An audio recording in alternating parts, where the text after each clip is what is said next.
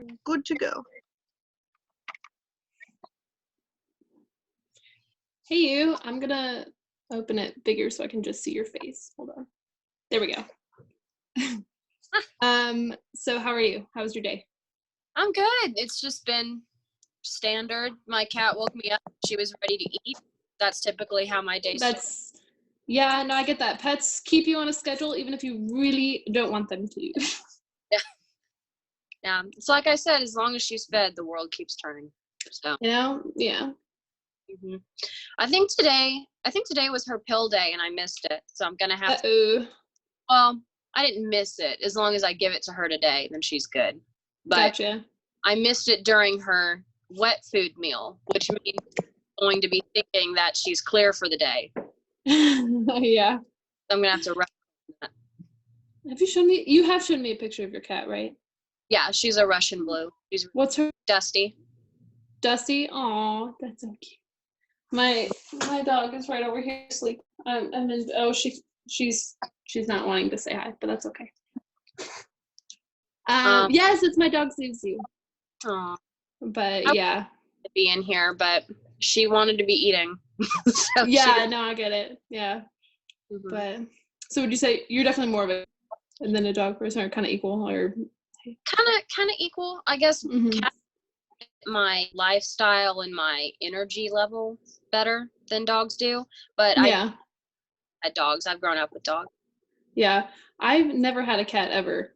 I just never had one growing up. I probably would be okay with cats. I don't know. I think I have this, my theory is I'm not good with cats because every time I like pet cats, I like treat them like I treat dogs. I'm like, oh my gosh. And I like start loving on them and they're like, absolutely not. Oh my gosh. Yeah, that makes sense. Cats. Well, maybe when they're high energy cats, they might like it. But... Yeah. One of my best friend's cats likes me. And that was like the only cat that's ever liked me. Because I'm annoying and want affection always, and dogs are definitely, they have a lot of energy, they have a lot of affection. Yeah. Mm-hmm. My sister has this massive dog named Moose that she brought. I'll have to send you a picture of him when this is over. He's so big. He's the dumbest dog of my entire life. He's so dumb. Like, he can't play tug of war even. He just thinks, what does he think? Yeah, what is he thinking? He just thinks it's not his turn anymore. Gives it up. He's like, oh, you want it? Okay. Yeah, he gives it. And the other dog is a Cocker Spaniel, so she loves to play. She's so smart, and she loves to play tug of war. And the dog before him used to love playing tug of war with her. So she'll try to engage. That's so funny. And he'll just let her take the toy and just. Yeah, no, Zuzu, she's very. It's not that she's dumb. She's just clumsy. She's very, very clumsy. She runs into things a lot. There's nothing wrong with her eyes or ears or anything. Like, she's fine, but she's clumsy and she trips a lot. I don't know where she got that from. She probably got it from me because I also am really klutzy. But me too. I'm really clumsy. Rickman likes to tell that story where I fell down the stairs in high school, but that was totally her fault. What? What? Well, we were in we were freshmen and we were going down the stairs, and like we had a big stairwell in our we were going down the stairwell, and she was yelling at me for something, and it was stupid. And I said, "Stop yelling at me! You're giving me a nervous breakdown." And I'm like turning to we're like 15 or 14, and I'm turning to talk to her and trying to walk sideways, and so of course I fell and tumbled down the stairs, and everyone just froze. Like the whole student body is staring at me with horror. And I just sat up and I yelled, "This is your fault, Rickman." And they all just kind of like laughed and walked past me. So I heard from Rickman, I don't know if it was on the voice chat or on her date with Greg. So you guys have been friends for like 10 years? Mm-hmm. That's awesome. So went to high school together and everything? Yeah, we met freshman year. That's awesome. So who introduced you? So did she introduce you to Zoomadise? Or were you already like a part of this? Oh, okay, gotcha. Well, we were on The Bachelor together. Oh, okay. I didn't keep up with The Bachelor the last season very much. Gotcha. You didn't miss a lot. Fair. I watched like the final flower, like the final one, but that was it. You missed him. You missed a girl giving a rose back. Now that was dramatic. That's so dramatic. Yeah, that was pretty dramatic. Oh man. Maybe there was drama. There was enough drama. There was enough comedy to where, so you must not get the Florida emojis people keep putting up and the emojis of his face. No, I don't understand it. Like, I don't understand what I can tell it's an inside joke from Bachelor, but I have no idea, like, what it's from. Like, what exactly caused that? Well, he lives in Canada, but he does real estate work in Florida, and he's obsessed with Florida. So all he talks about is how much he loves Florida. Okay. I figured it's something along those lines. Mm-hmm. It's like equivalent to our James Swan boat. Yeah, we have Swan boat, and the last season had Florida. What did LOI season 1 get a inside joke that I don't know. I'm trying to think. There probably is, and I just can't think of it right now. I don't know. There probably was, but I feel like Love is Online is a lot less drama. What? Oh, never mind. I'm getting distracted. Someone said JB's son. I didn't think. JB. Oh, yeah. So one of the daters, like, we were playing this game where we were trying to figure out, like, which dater was associated to what idea, and they said how many of the male daters have kids, and then we were like, we guessed it because we figured it out, but we were missing one. There was one guy that did not mention to anyone that he had a kid, and so it was like a mystery, and the audience was like using emojis to like figure out like how to figure out like which one. It was like, is it JB? And it was one of the daters named JP. He had a son, and he didn't necessarily, and we like told him about it, and he was like, well, no one asked. I didn't talk about it because no one asked. And it was just kind of weird because it was like, how do you not mention your son? But I don't know, I guess. Yeah, that's a man answer if there are. Well, yeah. Nobody asked me, so why should I jump into the conversation everyone else was having? Nobody asked me specifically, so why should I? Yeah, so it's just funny. But yeah. So this is actually my first like official date with a woman. And really?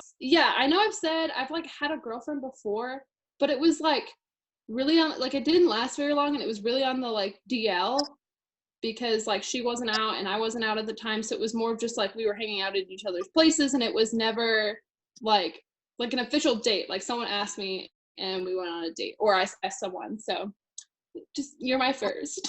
Aww. That's so exciting. I love it. So I didn't realize. I thought you were way more experienced than I was.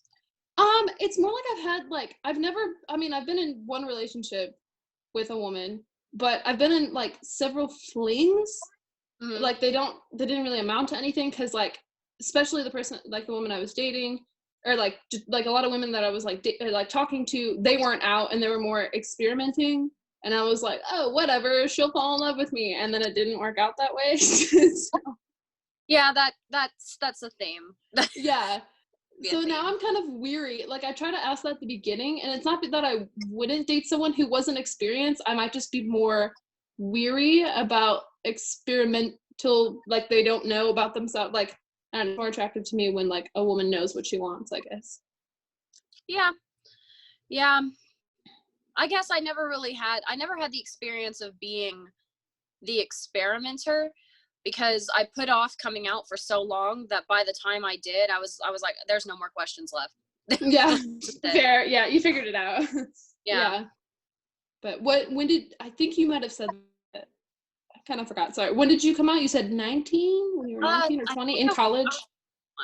I was 21. You were 21. Yeah. Well, I'm still in college. I've been in college forever because I keep going part-time, coming back, so I've been in college since I graduated. I only took one semester off, but I keep getting stuck in part-time semesters because of money, Gotcha. Things like that. So I've been in college forever. Yeah, I was 21 when I started dating women, and actually started dating women. I said I was never going to date a man again because why does that happen? Yeah, I was like, this is so much better. And then I had an ex-boyfriend that I dated for a little while longer, and I made sure everyone knew. I was like, this is just an exception because he's grandfathered in. So yeah, no, fair. No, I get that. But yeah, someone said this. Do you tell me this? It was like bisexuality is like hoping you get a. What did you say exactly? I forgot what it was. The bisexual female experience is hoping you'll find a woman and praying you don't settle for a man. That's so true. That's very true. Do you notice like the way you flirt with men and women are just like completely different? Yeah, 100%. Like I have a lot more confidence when talking to men, and then if I'm talking to like a pretty woman, I'm like, I don't know what to do. Everything that I've ever learned about flirting is out the window. I have no idea. Right. Like men are so much easier to flirt with, but yeah. But there's so much more at stake with women because women know all the tricks and they're not going to fall for anything. Well, true. Yeah, but also like the amount of times I've hit on a straight woman is astronomical. But also like in the bars, you have to look for, you know, like the rolled up jeans or like the eyebrow slit or the like denim jacket, high ponytail. Like that's what you look for. I don't get that. I just look at nails, and even then, I mean, that's so true. The eyebrows. What's the eyebrow slit? I don't understand. It's kind of a Gen Z thing, but I'm seeing more and more people do it to let other like bisexual, like gay people know that they're gay. Is they do an eyebrow slit. I don't know how that started, but like it's becoming more and more a thing to let other know in bars that they're gay is through an eyebrow slit. I refuse to do it. No, I'm not gonna do it. I'm not gonna change my appearance just to let people know. They can come figure it out. Gen Z. Can't you just paint like a stripe? Couldn't you just do like a stripe of foundation and then not have to cut your eyebrow? Like, isn't that? I guess I thought about it. There was a point in quarantine. I got like my eyebrow stuff, and I was like, no. And there was like a point in quarantine. I was tempted, but it didn't happen. I just hit on whatever female I like, and if they're gay, they're gay, and if they're straight, they're straight, and if they're straight, it's almost a better experience because they're always like, oh my gosh, I'm so happy it was a girl and not some creepy guy, and it becomes this whole confidence boost for them and friendly about it.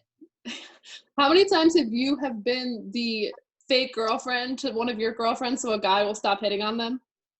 Have you done that? I've done that a lot. Yeah. Have you ever been to Nashville? No, I have not been, but I want to, and I'm probably gonna go pretty soon because I have some family in Nashville. I have like aunts and uncles, and actually my mom really wants to move to the Nashville area. Oh, cool. Yeah. Yeah, fair enough. You've got a lot of high rises coming out, and it's expanding. The city is expanding really quickly. It's kind of the traffic just keeps getting worse and worse. I keep thinking of like inside jokes that you would know here, but the reason I ask is because of Play is the it gay bar in our area. I guess. Oh, gotcha. I mean, I guess it's not technically the bar, but it always feels like it is because you can get in when you're 18 and up. So everyone in the Nashville area, their first experience with any bar, whatever, or dance bar whatsoever, is Play. And it's this gay drag bar, and it's surrounded by much classier gay and drag bars, but everybody has their first memories there. Oh God. So yeah, so a lot of my memories of pretending to be someone's girlfriend revolve around Play because there's creepy guys that come into Play looking for 18-year-old straight girls that are just there because they're 18, not because they're gay. The audacity of some men to go into a bar to hit on women. I swear, I don't understand straight men sometimes. Oh my God. I've never been hit on a woman in Play. I've only ever been hit on by creepy Indian men in their 40s. Why? What? Because that's where the 18-year-olds are. That's where they go. I mean, I get it, but like my initial thought is like, I'm a straight man and I want to hit on women. I should go to a gay bar. Like just the idea of how they probably got there is just baffles me. There, one time I was on a date with a girl at Play, and a guy got her number and she went off with him. Like, what? That's horrible. You know, they know what they're doing. They they're looking for girls. They're also looking for girls where they're experimenting and they're kind of hanging out with their friends, and they're seeing, and then they start to feel, oh my gosh, maybe I'm gay, I'm afraid, must find heterosexual connection. And they're right there. They are right there with That's their smarter than I thought that would be. Yeah. Right, straight in there. I mean, all right, creepy, but I see the thought process now. Yeah. I mean, they're not all middle-aged creepy guys. Some of them. Oh, no, but there's a lot of them. Yeah. But they're really great. They have a like a dance night for seniors and middle-aged people where they do tango stuff.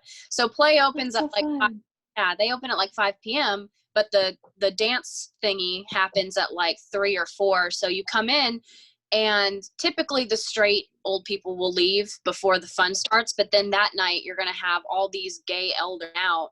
Nice. In their so fun. And stuff. And it's super. So whenever one of the old tango guys is like, will you dance with me? I'm not going to say no. I'm like, I can't tango. You're just being cute. They're literally like in their 70s or 80s wanting to know what it's like to be in a club again. Yeah, they do some of that. I'm from West Texas, but there's this like country bar, and there's usually a lot of older gentlemen. It's like 2-stepping and stuff like that, and they're usually really sweet when they ask like young women to dance. Some creepers, but when you get like to older gentlemen in their like 60s and 70s, they're not like creepy. They're sweet and they just want to dance. But there's like a level, there's like a line that you cross as a creepy old guy to where you're no longer a creepy old guy. You're like pug, like pugs they're so cute because they're so ugly and and they're so like they can't breathe, and they're just they're a freak of nature, but they're so hideous that they're cute. And pugs, no, don't give me the frowny, ignore them. Pugs are adorable. Pugs are adorable. But anyway, you get past that line. Yeah. And the man is no longer dangerous because if he tried to hurt you, I mean, he's got osteoporosis and you could just push him over and you'd be fine.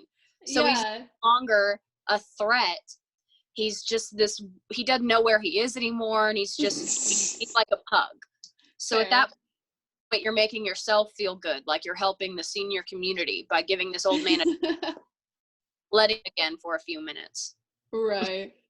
Yeah. Oh man, I wish there was gay bars here. There's not, because right now I'm doing grad school I'm in East Texas right now, and it's like a really small suburb Texas, so like they're still homophobic over here. So there's not like, I think they just started a Facebook, like our town, like LGBT page. And I think they're starting to get something going. But yeah, I'm still like in a town. That's why I want to like, when I get done with grad school, I want to go to a town that's just, or like more of like a city, because then you got more diverse people. But yeah. But like, so yeah, I've only been living here for the town I'm in now for the last like 7 months. I just finished my first year of grad school. But yeah, I have out of 4 years. That's cool. Mm-hmm. How many years of? Oh, go ahead. No, you go. I was just gonna say Nashville is like a blue dot in a red state, so there's a lot. Okay, yeah. If that makes sense. So no, I got you.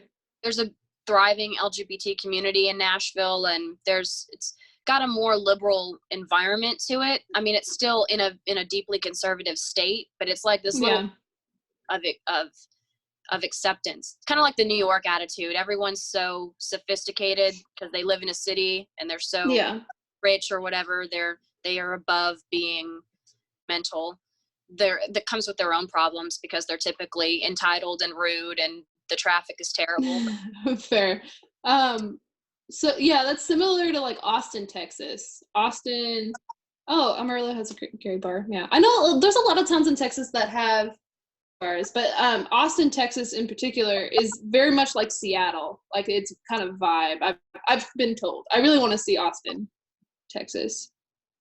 But yeah. I just think of that country song where, P.S. if this is Austin. Yeah, yeah. There's a lot of country songs that talk about specifically towns in Texas. Mm-hmm. But do you like country music? Is that why you're in Nashville? No, I grew up here. I was born here. I had Gotcha. a hiatus when I was a kid where we lived through my mom's family, but mostly I've lived here my whole life. I do like country music, but I'm picky about it. Okay, fair. I don't like bro country very. No. They'll spit out a song that I'll make an exception for, but You're like, it's too dang catchy. Too dang catchy. But I like most music. I like pretty much anything if it has good. If it has someone goes Florida Georgia. There are a few songs that Florida Georgia Line came out with that I liked. I can't remember them off the top of my head. I think there was Bones that I liked, but that might have been somebody else. But yeah, every once in a while they'll come out with something that I like. But typically, bro country is its own thing. I don't even know if it qualifies as country anymore. It's kind of like it's like the country. Poppy, yeah, right? it's like, yeah, it's poppy, but I don't think I know enough about music to say what's this and what's that because of how it's. Yeah, but right. I think I know enough about male attitudes to say that it's more of a, what should I call them? Just a bro country boys validation song. Okay, yeah, fair.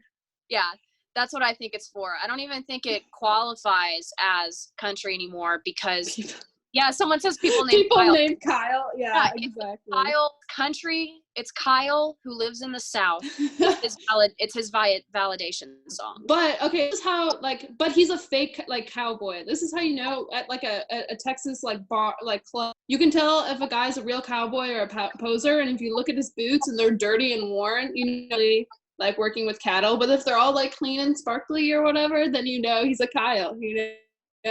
Oh my gosh! Yeah. You can just spot him. In Nashville, you know if someone's a tourist if they're wearing a cowboy hat. Yeah, I know. Yeah, I get that. Nobody.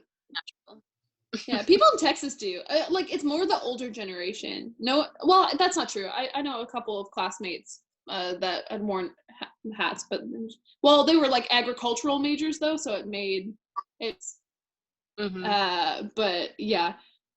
But they need that's part of their getup to actually deal with cattle. Yeah, right. That's what they actually use. Yeah. Yeah. See, in Nashville, there's no cattle in Nashville. It's a city. So yeah, wear them strictly for fashion. Yeah. But thanks, Jasmine. But gosh, what kind of you like to drink, Ray? What kind of what? What kind of juice they want us to talk about? Juice? Apple juice. No, actually I'm more of an orange juice with a screwdriver or mimosa. Oh, yeah. But yeah, I listen to a lot of folk music. I know we're going back to music, but I really love folk and bluegrass, modern country, some old country I like, but some of the more just modern country I haven't gotten into. But I really in bluegrass mostly. Do you like Mandolin Orange? Mandolin Orange. I've heard of them, but I've not listened to them too much. I've listened to a lot of Bon Iver, Fleet Foxes. I just blanked out on all the music I listened to. But yeah. There was a song by Bon Iver I was listening to the other day, and I don't remember what it was, but I love it, and I can't remember. I can't remember for the life of me what it was, but it's on my playlist. I'll have to look for it when I'm done. Yeah. Do you like Bears Den? Bears Den. They're not. Bears Den. I don't know Bears Den. I love Bears Den. I will send you a YouTube link to a Bears Den over. So what I love about them is they have these weird angles to the way that it's kind of like, do you know Bastille or Bastille? Yeah. How they stuff like Daniel in the Den and Pompeii, historical or biblical references. That's sort of what Bears Den does. They have this one called Isaac. So it's about the Bible story Isaac, but from the point of view of one of his friends who witnessed the event and was basically and it's basically telling him, if your father was going to murder you, he doesn't love you. like the way that your mother can. Ooh. Oh, I would love to hear that. Because that sounds like something I would really like.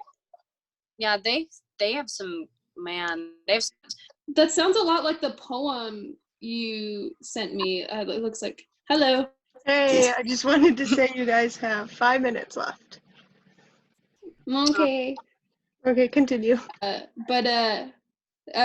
It sounds like the poem you wrote, but like, it was the Salt Pillar poem. It's like a different, it's kind of like that, but it's like from a different perspective. Oh yeah, if Lot's wife was gay. Yeah. Yeah, that's what Lot's wife was gay. Oh yeah. Well, thank you for remembering my poem. Yeah. I loved your poem. Thank you. Yeah, so I get what you're saying, like odd angle of a biblical reference. Yeah. Yeah. It was because called, oh, go ahead.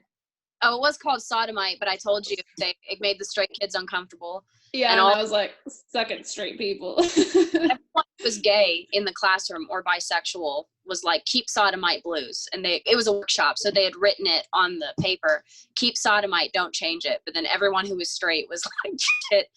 But that's what makes a good poem. Like a lot of good poems were controversial and made people uncomfortable, but it forces you to think from a different perspective. So yeah, no, I mean, that's awesome. But yeah, I don't know, we don't have too much time. And how did your parents feel about you coming out? I know we don't have too much time, but I'm curious. So when I first came out to my mother, the way that I did it is I was 21 and I had asked a girl on a date and she wasn't sure if I was serious or not. So she messaged later and sent me like a picture of us together. And I thought it was a hint, but I wasn't sure. So I said, Mom, I asked a girl on a date and she sent me this and I don't know what to do because I don't know if she's serious or not. And she goes, okay, let me see it. And she looks at it and she goes, honey, she's obviously into you. And she handed me my phone back and that's how I came out. That's so awesome. And then she started the girl was Bosnian. She started looking up Bosnian recipes and said, I don't want you to make your father. You should know how to be romantic to a woman. So that's so good. And my dad, I told him that I was gay and he goes, oh, and that's it. So wait, what did the mean? My dad is a man of few words. He just goes, oh, like that's it. He goes, he thinks it's the way that he said it to me. It's weird, but it's not about me. So do whatever you want. That's the way that he said it. With his like pink sparkly phone or whatever. Yeah, that's my dad, his pink sparkly phone. Funny. He has an iPhone. So he misses his Kia. Aww. Yeah, so to answer your question, my parents were supportive in their own ways. Yeah. Yeah. I've come out to my parents, but they didn't believe me. Or they were like, yeah, okay, it's a phase, like, for yourself. And it was kind of like that. So, like, and I've gone to, like, gay, like, I think, like, they know, because I told them. But I think they're really in denial about it. Yeah. They'll figure it out. Like, you go to gay pride parades and they think you're just playing around, and then you come back with a girlfriend and they'll change their minds. Yeah. Well, my parents are very, like, strict Christian conservative, like, very traditional. So I know, like, that's going to be, I mean, it's just been a struggle for them in general, and they really just think it's a phase or a mental illness, like that. They have said those words to me. So it's just, so yeah, it's just kind of, it's a weird thing there. Like, they're not super supportive about it, but I mean, they're gonna have to come to terms with it at some point. I understand that. My grandparents on my mom's side are like that. And so, sorry, you lost me for a sec. Here I am. That's okay. Yeah. So, I understand that. They don't know. But I'm kind of sheltering them a little bit. I don't really talk to them much. So, yeah, right. Kind of thing. My brother is pretty conservative, but not really judgmental. So when I told him, he didn't have much of a reaction. Right.